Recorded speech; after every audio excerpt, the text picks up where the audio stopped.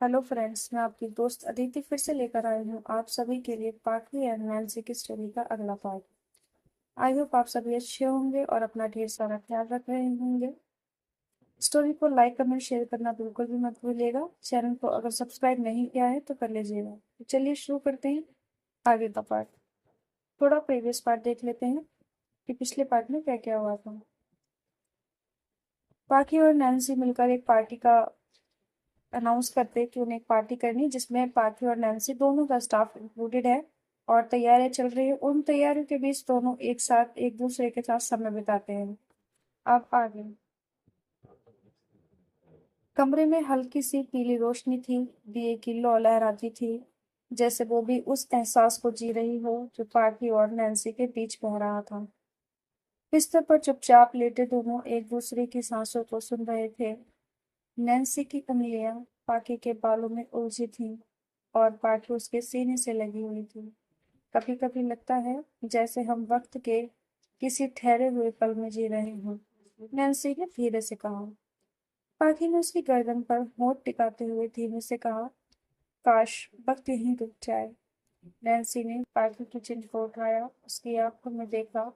वो आंखें जो हर बार कुछ नया कहती थी, आज उनमें सिर्फ सुकून था, मोहब्बत का ठहरा हुआ समंदर।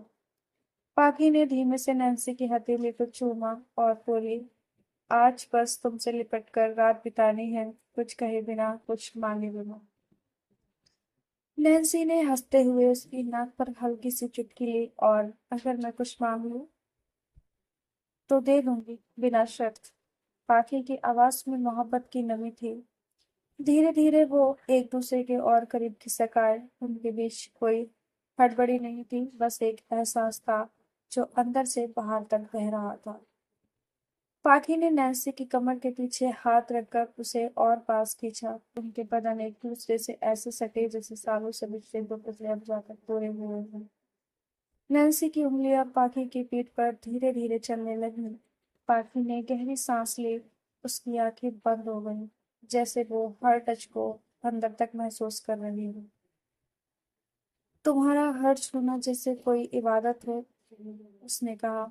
नैन्सी ने उसके गालों को अपने होठों से छुआ, फिर माथे पर, फिर उसकी नोज पर और फिर होठों पर।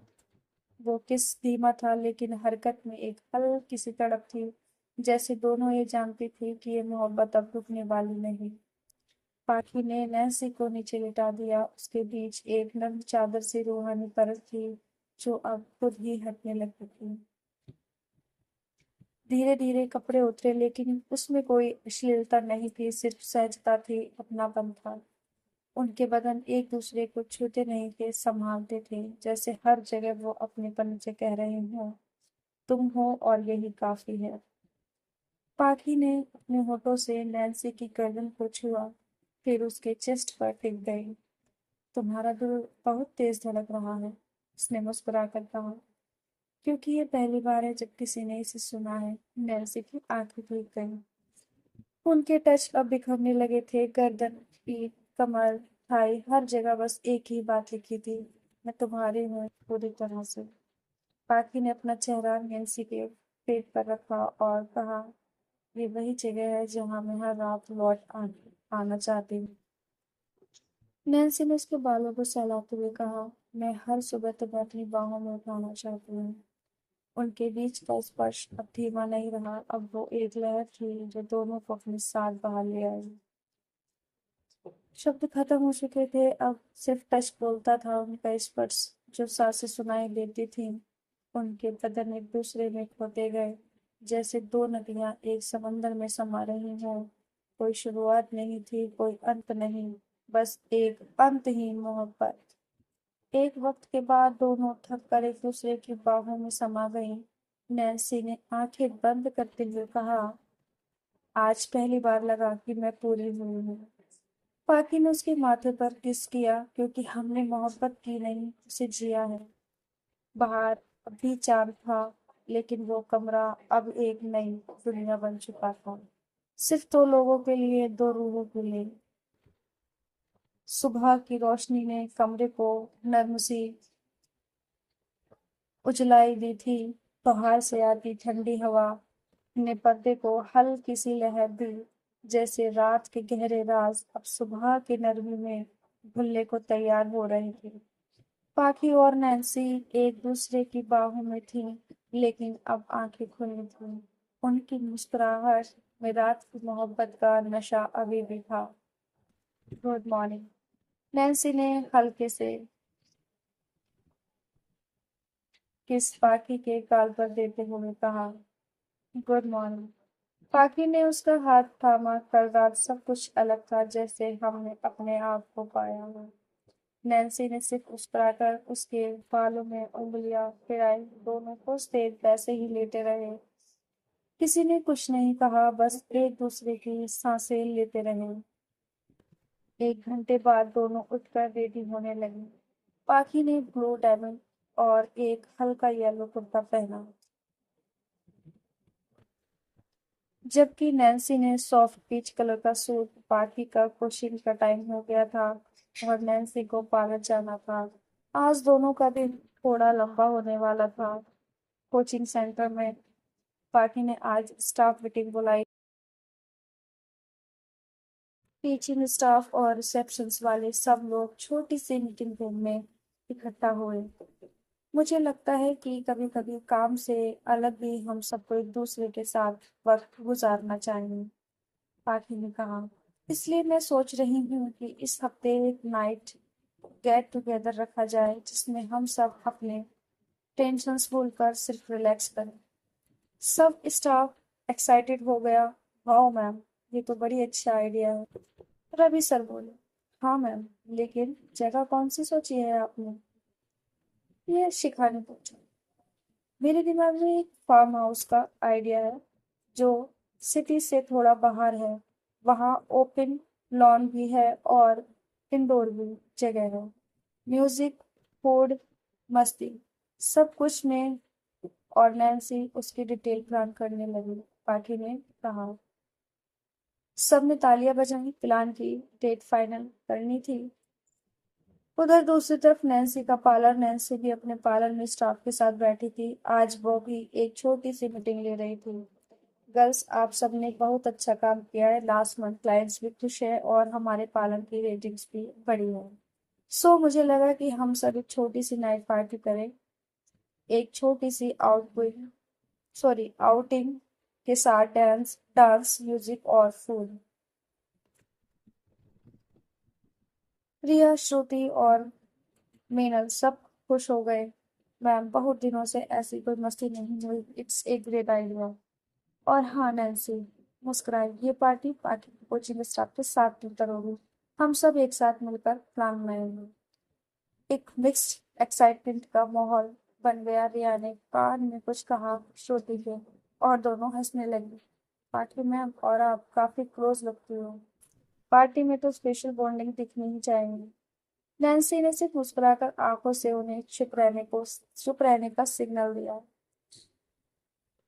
शाम को जब पाखी और नैन्सी अपने घर आई तो दोनों ने किचन में मिलकर कॉफी बनाई। पाखी ने टेबल पर प्लान किया हुआ एक पेपर निकाला, जिसमें पार्टी के पॉइंट्स लिखे थे।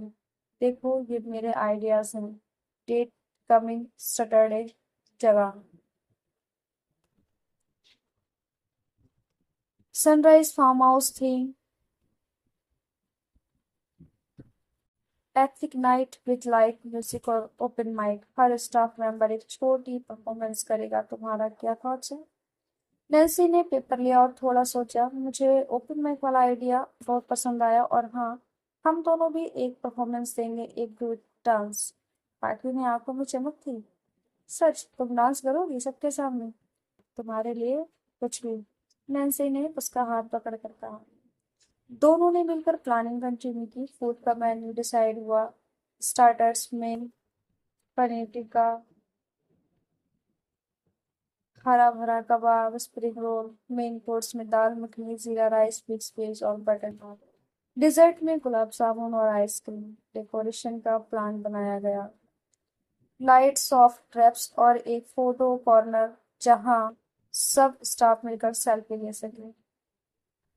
अगले दिन ही दोनों तरफ से स्टाफ एक्साइटेड हो गया। कोचिंग सेंटर में रवि सर और शिखा गिफ्ट एक्सचेंज गेम्स प्लान कर रहे थे। पार्लर में रिया और श्रुति डांस मेडली बना रहे थे। पाखी और नैन्सी हर डिटेल पर काम कर रही थी। ट्रांसपोर्ट का अरेंजमेंट, फार्म हाउस ऑनर से परमिशन, टाइमिंग और एक सॉफ्ट प्लेलिस्ट बनवाना। दोनों हर रात घर आकर मिलकर प्लानिंग करती। रात को जब सब सो जाते तो ये दोनों काउच पर कॉफी के साथ अपने सपने सजाते। एक रात नैन्सी ने सॉफ्टली कहा, पाखी, कभी सोचा था कि हमारी लाइफ में ऐसा वक्त आएगा जहां हम दोनों एक दूसरे के साथ खुश हो पाएंगे। एक रात नैन्सी ने सॉफ्टली कहा, पाखी, कभी सोचा था कि हमारी लाइफ में ऐसा वक्त आएगा जहां हम दोनों एक दूसरे के साथ खुश हो पाएंगे, बिना किसी डर के। पाखी ने उसका हाथ थाम कर कहा, कभी कभी कभी नहीं सोचा था, लेकिन अब सोचती हूँ तो लगता है कि हर वक्त इसी लम्हे के लिए था। वक्त धीरे धीरे निकल रहा था, लेकिन हर पल में एक नया जीवन की बुनियाद रख दी गई थी। रात के 9 बजे थे। पार्टी होने वाली थी। फार्म हाउस के लिए सब लोग निकल चुके थे। फार्म हाउस के लॉन में एक नया जश्न जाग उठा। बाहर की धुंध से दूर फार्म हाउस में आज की शाम कुछ खास थी। चांदनी अपनी चादर बिछाकर सब पर एक नर्म नूर सा बिछा रही थी। हवा में गेहूं के खेतों की मिट्टी की खुशबू थी और ठंडी ठंडी हवाओं में कुछ ऐसा था जो हर एक दिल को छू जाए। फेरी लाइट्स लॉन के कोने कोने में मुस्कुरा रही थी और हर तरफ से हल्की हल्की हंसी और म्यूजिक की आवाज आ रही थी। कोचिंग के स्टाफ और नैन्सी के पार्लर की टीम दोनों अपनी कैजुअल या स्टाइलिश आउटफिट्स में फार्म हाउस के लॉन में छोटी छोटी ग्रुप्स में बैठ गए। एक साइड बुफेट अरेंज किया गया था, जहां होममेड स्नैक्स और मॉकटेल्स लाइन से सजाए गए थे। दूसरी तरफ बॉनफायर की तैयारियां हो रही थी। लड़कियां जोड़ी जा रही थी और थोड़ी देर में उसमें भाग लगाई जानी थी। हर चीज में पार्टी और नैन्सी की परफेक्शंस दिखती थी।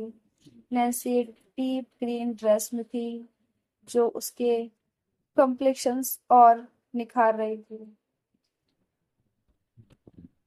आज उसके चेहरे की अलग ही चमक थी। उसके चेहरे पर एक अलग ही नूर था।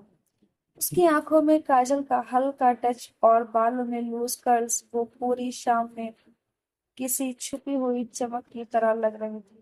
पाकी ने पीच कलर का एक सिंपल लेकिन क्लासी सूट पहना था, जिसमें वो किसी फूल जैसे खिल रही थी। दोनों पार्टी के अरेंजमेंट में बिजी थी, लेकिन उनकी नजरें अक्सर एक दूसरे को ढूंढ लेती थी। कभी पार्टी क्राउड के बीच से नैन्सी को देखती तो कभी नैन्सी अपने पार्लर स्टाफ के बीच से उसकी एक झलक पकड़ लेती। आंखों के रास्ते दिल एक दूसरे से मिल रहे थे। कोचिंग स्टाफ के बीच लड़की खुशी एक बबली बुबली और मुस्कुराहट से भरी कुछ अलग ही दिख रही थी। आज उसने व्हाइट क्रॉप टॉप और डायमंड स्कर्ट पहनी थी। उसकी आंखों में कुछ अलग ही शाइन थी, जैसे आज की शाम कुछ और ले आई हो। जब वो पार्लर की लड़की तनिषा एक पास से गुजरी तो दोनों के बीच एक छोटी सी awkward सी मुस्कान बनी। तनिषा ने एक ब्लैक ऑफ शोल्डर पहना था और उसकी आंखें बार बार खुशी को ढूंढ रही थी। शायद उसे खुशी में कुछ खास लगा जो उसके दिल में उतर गया था। तभी अचानक थे, ये मॉकटेल कैसी लग रही है? खुशी ने हल्की सी हिचकिचाहट के साथ तनिषा से पूछा। तनिषा ने एक कप लेते हुए कहा, तुम लाए हो तो अच्छी ही होगी। वैसे तुम्हें बार बार यही काम मिलता है क्या, या बस मेरे आसपास रहने को बहाना चाहिए? और इतना कहकर वो थोड़ा मुस्कुरा जाती है। खुशी ने थोड़ा झिझक के कहा, शायद दोनों। दोनों हल्की सी हंसी में खो गई। दुनिया ने कुछ नोटिस ना किया हो, लेकिन उन दोनों के दिल में आस एक छोटी सी खुशी पड़ रही थी। दोनों शायद एक दूसरे से बात करने के बहाने ढूंढ रही थी। आंखों से कुछ कह रहे थे, लेकिन अल्फाजों तक वो बात अभी नहीं आई थी। पाकी ने ये सब दूर से देखा। उसने नैन्सी के पास जाके धीरे से कहा, खुशी और तनीषा के बीच कुछ तो है। शायद वैसे ही जैसे हमारे बीच था तब। नैन्सी ने उसका हाथ पकड़ा। शायद, लेकिन हर कहानी की राह अलग होती है। लॉन में अब सब अपने ग्रुप्स में बैठ चुके थे। गिटार लेकर कोचिंग का लड़का रोने बजाने लगा। उसकी आवाज में हल्का सा ठहराव था। उसने अपना गिटार प्ले किया और एक सॉन्ग गाना स्टार्ट किया। तुझे देखो तो ये जाना सनम, प्यार होता है दीवाना सनम, अब यहाँ से कहाँ जाए हम, तेरी बाहों में मर जाए। सब लोग उसके आसपास बैठे थे। बॉनफायर जल चुका था और उसकी रोशनी सबके चेहरों पर नरमी सी पड़ रही थी। रौनक के सॉन्ग पर सभी ने क्लैपिंग की। वहीं थोड़ी दूर पर पाखी और नैन्सी की एक छोटे से बेंच पर बैठी थी। पास पास नैन्सी ने हल्का सा पाखी के शोल्डर को छू कर पूछा, थक गई हो? तुम्हारे पास थकावट कैसे महसूस हो? पाखी ने उसके कान के पास धीरे से कहा। उनके पास बैठने से पहले पाखी ने स्पेशली एक रोज स्टेम लोशन अपने हाथों में लगाया था। उसके टच में एक अलग सी सॉफ्टनेस थी। नैन्सी ने महसूस किया, लेकिन कुछ कहा नहीं। वो बस उस खुशबू में छुप जाना चाहती थी। तनिषा बॉनफायर के पास बैठी थी, लेकिन उसकी नजर बार बार खुशी को ढूंढ रही थी। खुशी एक ट्रे लेकर आई और तनिषा के पास रुक गई। और कुछ चाहिए? तुम्हारी कंपनी, बस, बाकी सब कुछ मिल गया। तनिषा ने आंखों से कहा। एक सेकंड के लिए खुशी रुकी, कुछ कहने को हुई, लेकिन फिर बस मुस्कुरा के वापस चली गई। दोनों के दिल में शायद कुछ चलने लगा था। शायद कुछ ऐसा जो वो दोनों भी नहीं जानते थे। न पास जा पाने की और न दूर जा पाने की। पार्टी और नैन्सी लॉन के एक कोने में चले गए। फेरी लाइट्स के ऊपर मुस्कुरा रही थी। ठंडी हवा के झोंके नैन्सी के बालों को पाखी के चेहरे से छुए जा रहे थे। पाखी ने उसके बाल का एक रेशा संभालते हुए कहा, आज की शाम जैसे किसी सपने का एक हिस्सा हो, जिसमें तुम हो तो हर सपना हकीकत जैसा लगता है। नैन्सी ने जवाब दिया। उन्होंने हाथ थामे, लेकिन उस तरह जैसे सब कुछ कह दिया हो बिना कुछ बोले। पीछे म्यूजिक बज रहा था, एक सॉफ्ट रोमांटिक ट्रैक जो रोनित गिटार पे बजा रहा था। पल दो पल की ये मुलाकात है, कल फिर मिलेंगे ये बात है। सब लोग लॉन में हंसते मुस्कुराते अपने अपने जोन में थे, लेकिन पार्टी और नैन्सी, उनका जोन सिर्फ एक दूसरे का था। रात और गहरी हो रही थी। बॉनफायर की आग अब थोड़ी धीमी पड़ने लगी थी। तनिषा ने खुशी को एक ग्लास ड्रिंक ऑफर की, एक टैंग की लेमन सोडा। जब खुशी ने लिया, उनकी उंगलियां एक पल को छू गई। सिर्फ एक पल का टच, लेकिन दोनों के चेहरे एक ही वक्त पे लाल हो गए। कोई कुछ नहीं बोला, बस आंखों ने रात भर की बात कह दी। फार्म हाउस के उस लॉन में आज सिर्फ एक पार्टी नहीं हो रही थी। आज कई दिल अपने आप से मिल रहे थे, कुछ खुद से, कुछ एक दूसरे से। और वो कहानियां जो अभी सिर्फ आंखों तक पहुंची थी, वो अभी लिखी जाना बाकी थी। जहां दूसरी तरफ बाकी और नैन्सी बैठे थे, वहीं अचानक से पाकी की पुरानी दोस्त नैना आ जाती है। क्योंकि नैना को खुद पाकी ने इनवाइट किया था, जिसकी वजह से नैन्सी और पाकी के बीच थोड़ी सी बहस भी हुई थी कि उसने बिना बताए नैना को क्यों बुला लिया। बट बात खत्म हो गई थी। पाकी ने माफी मांग ली थी और नैन्सी भी राजी हो गई थी। पार्टी के बीच से तभी अचानक जब नैना उन दोनों के बीच आ जाती है, तो नैन्सी थोड़ा सा अनकंफर्टेबल हो जाती है। क्योंकि नैन्सी नैना को ज्यादा पसंद नहीं करती थी, क्योंकि उसने देखा था वह पार्टी के नजदीक ज्यादा रहती थी, जिस कारण नैन्सी को नैना पसंद नहीं थी। और आज तो वह उन दोनों के बीच उस पार्टी में मौजूद थी। वो भी पार्टी की वजह से उसने कुछ नहीं कहा। वह शांत रही और नैना पार्टी के नजदीक बैठ जाती है। यह सब नैन्सी बहुत ध्यान से देख रही थी और उसे अंदर ही अंदर गुस्सा भी आ रहा था कि यह अचानक बीच में कहाँ से आ गई नैना। जानबूझकर पाखी के नजदीक बैठ रही थी और जानबूझकर उससे हंस हंस के बातें कर रही थी। अचानक उसने पाखी से कहा, वह पाखी, कौन सा परफ्यूम लगाया है तुमने? बहुत अच्छी खुशबू आ रही है। और उसने इतना कहकर पार्टी को छोटा सा हक कर लिया, जिस कारण अब नैन्सी और ज्यादा अंदर ही अंदर जेलस हो रही थी। और नैना पार्टी को हक करते वक्त एक स्माइल के साथ नैन्सी को भी देख रही थी। वो कुछ कहती उससे पहले ही रौनक ने सभी को डिनर के लिए बुला लिया और सभी लोग डिनर के लिए चले जाते हैं जहाँ पर कट लगा था। तो फ्रेंड्स, कहानी को यहीं रोकते हैं। अगला पार्ट जल्दी लेकर आऊंगी, तब तक आप इसे एंजॉय कीजिए, लाइक कमेंट शेयर कीजिए। चैनल को सब्सक्राइब नहीं किया है तो कर लीजिएगा, और हाँ, अपना ख्याल रखिए, अपनों का ख्याल रखिए। चलिए मिलते हैं जल्दी ही। Bye bye, take care.